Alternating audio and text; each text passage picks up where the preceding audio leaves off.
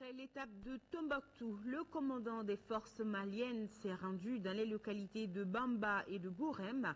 Le colonel-major Didier Dako avec les chefs de fraction ont parlé de la sécurité de ces deux localités. Nos envoyés spéciaux, Daouda Sidiki Diara et Massa Doumbia, étaient du voyage. C'est un accueil populaire qui a été réservé à la délégation du commandant des forces maliennes à Tombouctou. Aujourd'hui, nous avons notre armée Mali devant nous. On est contents. En visite de terrain dans cette région militaire, le colonel-major Didier Dako est venu s'imprégner des conditions de travail des hommes engagés sur le théâtre des opérations côté Fiso-Ouest. Toutes choses qui remontent le moral des hommes. Après avoir visité le poste de commandement de la 5e région militaire, le commandant des forces a été rassuré vu l'engagement des hommes quant à la réussite des manœuvres futures. Le visiteur du jour s'est entretenu avec les militaires de Tombouctou.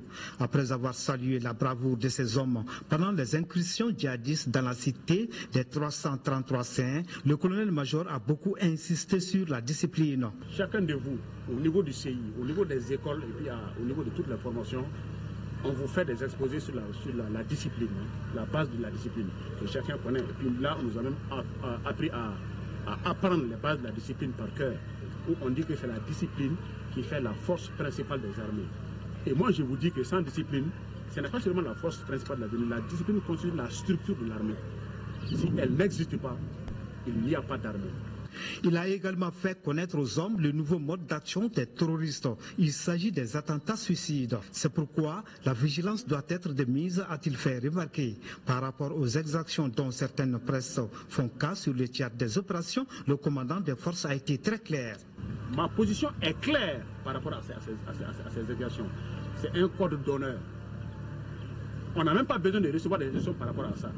On ne tue pas un innocent, on ne tue pas sur un innocent, non. Celui qui le fait est du répondre de ses actes seul. C'est simple.